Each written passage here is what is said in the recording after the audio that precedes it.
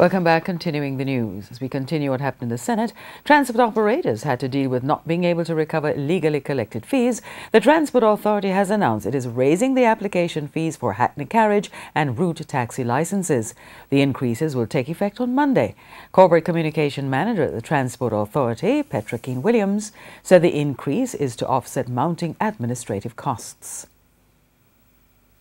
Over the past few years, there have been a steady increase in the cost to the Transport Authority for monitoring and regulating and also offering certain services to our customers, particularly the hackney carriage and route taxi operators. And so what you have is that we have increased the renewal fees for hackney carriages from $13,500 to $25,000 and the new application from $15,000 to $25,000.